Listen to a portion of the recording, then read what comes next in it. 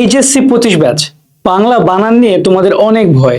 বাংলা বানান নিয়ে তোমরা মনে করো যে 5-এর মধ্যে 1, 2 বা 3 পাবে, কিন্তু আজকের ক্লাসটি করলে ইনশাল্লাহ তুমি বাংলা বানানে 5-এ 5 পাবে এবং পরীক্ষার হলে যাওয়ার আগে তুমি খুবই কনফিডেন্ট থাকবে। তাহলে আসো আমরা শুরু করি আজকের ভিডিওটা। তো আমাদের ভিডিও শুরুতে আমরা দেখব যে প্রথম নিয়মটা, সমাসবদ্ধ শব্দগুলো একসাথে লিখতে হবে। আচ্ছা, সমাসবদ্ধ শব্দ আসলে কোনগুলো? যেমন ধরো রাজকুমার, এখানে আমরা একটা উদাহরণগুলো লিখি। যেমন ধরো রাজকুমার, হ্যাঁ। সো রাজকুমারকে আমরা ব্যাসবাক্য করলে কি হয়? রাজার কুমার, তাই না? সো এখানে আমরা যখন রাজকুমারটা লিখবো সেটা কিন্তু আমরা একসাথে লিখবো। ওকে, তারপর ধরো তোমার ত্রিনয়না, এটা কি? একটা সমাসবদ্ধ শব্দ, এটা কি আমরা একসাথে লিখবো। তারপর ধরো এখানে আমরা আরো ধরতে পারি আয়তলোচনা,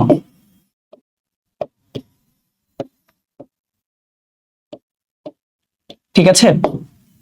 এরকম। সো এরকম আমাদের সমাসবদ্ধ যত শব্দ আছে সেগুলোকে আমাদের একসাথে লিখতে হবে।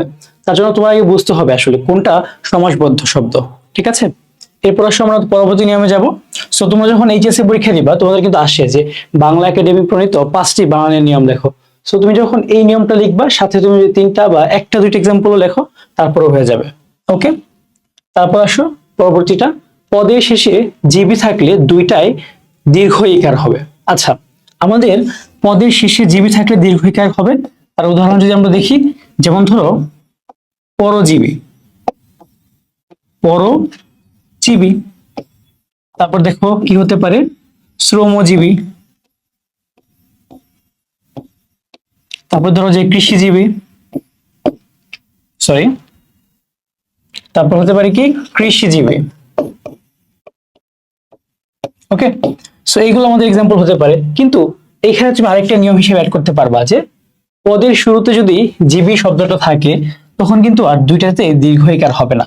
তখন কি হবে সেটা আমরা দেখে নেই। সেক্ষেত্রে কিন্তু তোমার ধরো তুমি যদি এরকম ভাবে অর্থ লেখো জীবিকা, তাই না? তখন কি দুইটা কিন্তু দীর্ঘ ইকার তুমি দিতে পারবা না। ওকে, সো তখন একটা হ্রস্ব ইকার হবে দ্বিতীয়টা, প্রথমটা দীর্ঘ ইকার হবে, পরেরটা হ্রস্ব ইকার হবে। ওকে, সো এটা আমাদের দ্বিতীয় নিয়ম গেল।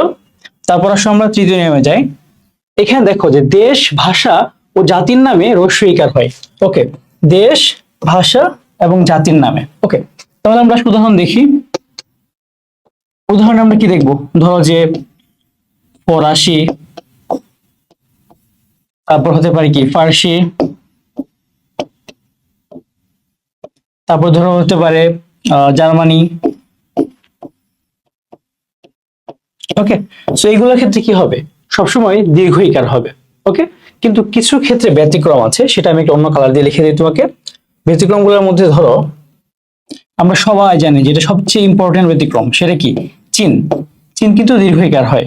তারপর আমরা যখন শ্রীলঙ্কা লিখি, শ্রীলঙ্কাও কিন্তু দীর্ঘ ইকার হয়, শ্রীলঙ্কা। তারপর ধরো যে মালদ্বীপ, এই কয়েকটাই হচ্ছে ব্যতিক্রম, ঠিক আছে? বাকি সবকিছু কিন্তু মোটামুটি হ্রস্ব ইকার দিয়ে হয়। ওকে, আমাদের 3 নাম্বার নিয়ম চলে গেল। তারপর আসো আমরা পরবর্তী নিয়মে যাই।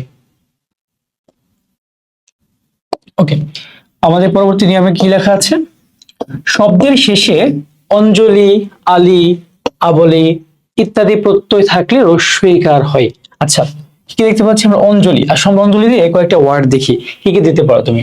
যেমন ধরো গীতাঞ্জলি, গীতাঞ্জ সরি গীতাঞ্জলি, ঠিক আছে? তারপর ধরো শ্রদ্ধাঞ্জলি, শ্রদ্ধাঞ্জলি, গীতাঞ্জলি এগুলো লেখার টাইমে কিন্তু আমরা অনেকেই শেষে কিন্তু দীর্ঘ ইকার দেই, কিন্তু এটা কিন্তু ভুল হয়। ওকে, এটা আমাদের ঠিক মতো লিখতে হবে। তারপর ধরো যে পুষ্পাঞ্জলি, পুষ্পাঞ্জলি। ওকে, এটা গেল আমাদের। তারপর ধরো এখানে আছে কি আলী, আলী শব্দ যদি তোমার থাকে প্রত্যয়টা, আলী যদি প্রত্যয়টা ইউজ করা হয় সেকার হবে। যেমন ধরো সোনালী, ঠিক আছে? তারপর ধরো যে তোমার এখানে তুমি দিতে পারো গীতালি, দেন তুমি লিখতে পারো মিতালি, সোনালী, রূপালী। তুমি এখন বলতে পারো যে ভাইয়া আমি তো দেখি সোনালী ব্যাংকের এখানে তো আপনার দীর্ঘিকার দেওয়া, বা আমার একটা ফ্রেন্ড আছে তার নাম সোনালী, কিন্তু তার নাম তো দীর্ঘিকার দিয়ে দেওয়া, এক্ষেত্রে কেন দীর্ঘিকার হলো? সেক্ষেত্রে নামটা কিন্তু বিশেষ্য, ঠিক আছে? কারণ নাম ধরো সোনালী বা সোনালী ব্যাংক, এটা কি একটা বিশেষ্য না? কিন্তু এখানে সোনালীটা মানে কি গোল্ডেন, ইংলিশে আমরা যদি বলতে পারি এটা কি একটা অ্যাডজেক্টিভ। সো এখানে কিন্তু তুমি চেঞ্জ করতে পারছো না। কিন্তু সেক্ষেত্রে যখন বিশেষ্য, বিশেষ্য নামটা কিন্তু তুমি যে কোনো ভাবে মানুষের নাম বা যে কোনো কিছু নাম সে লিখতে পারে, ঠিক আছে? সেটা কিন্তু চেঞ্জেবল না। ওকে, তারপর দেখো এখানে না বলি, ঠিক আছে? এখানে কি হতে পারে? ধরো এখানে হতে পারে গ্রন্থাবলী, কর্মাবলী, তারপর হতে পারে রত্নাবলী। ওকে, সো এই নিয়মটা যদি আমরা দেখি একটু, শব্দের শেষে অঞ্জলি, আলী, আবলি ইত্যাদি প্রত্যয় থাকলে প্রশ্নইকার হবে। আশা করি এই নিয়মটাও তুমি খুব ভালো মতো লিখতে পারবে। তারপর আসো, বিদেশি শব্দের শেষে সবসময় দন্তাস্ব হয়। মানে বিদেশি শব্দের সবসময় না, আসলে মানে শেষে না, মানে বিদেশি শব্দ থাকলেই তোমার কি, তোমার কি হয়? দন্তাস্ব হয়, ঠিক আছে? যেমন আমরা যদি একটা উদাহরণ দেখি, এই উদাহরণটা তুমি তোমার একদম আশেপাশেই পাবে। আমি যেখানে দাঁড়িয়ে ক্লাস নিচ্ছি সেটা কি? স্টুডিও, স্টুডিও, ঠিক আছে? তারপর ধরো স্টেশন, তারপর ধরো যে পোস্ট মাস্টার, পোস্ট মাস্টার। ওকে, সো এরকম হাজার হাজার এক্সাম্পল পাবে তুমি ইংলিশ ওয়ার্ড, কিন্তু আমরা বাংলা যখন লিখি তখন কি দন্ত স ইউজ করি, কখনোই মূর্ধন্য স ইউজ আমরা করি না। ওকে, সো এই যে বাংলা বানানের 5টি নিয়ম, তুমি যদি এই 5টি নিয়মকে পড়ে যাও তো এটা কিন্তু তোমার ম্যাক্সিমাম বোর্ডে আসে, বাংলা বানানের 5টি নিয়ম লেখো, ঠিক আছে? সো আমরা এগুলা শিখিয়ে দিলাম তোমাদেরকে, তোমরা তো অবশ্যই ট্রাই করবে বানান শুদ্ধিকরণটাও করতে, যেগুলো হচ্ছে তোমার দেওয়া থাকে ভুল বানান দেওয়া থাকে সেটা শুদ্ধি করতে হয়, সেগুলো তোমরা পড়ে যাবা বিগত বছরের বোর্ডের কোয়েশ্চেন গুলা, প্লাস এই যে নিয়মগুলো দেখিয়ে দিলাম এগুলো তুমি একটু দেখে নিবা। সেইভাবে তুমি যদি লিখতে পারো, তোমার এক্সাম্পল আমি সবগুলোতে প্রায় 3টা করে দিয়েছি, তুমি যদি একটা দুইটাও লিখতে পারো তাহলে কিন্তু একটা ফুল মার্কস পাওয়ার চান্স থাকে, ঠিক আছে? তুমি যারা ক্লাসটা করলো তোমরা ক্লাসটা শেয়ার দিয়ে রেখে দিতে পারো তোমার টাইম লাইনে, তুমি যখন ক্রিটিক্যাল টাইমে খুঁজতে যাবে হয়তো খুঁজে পাবে না।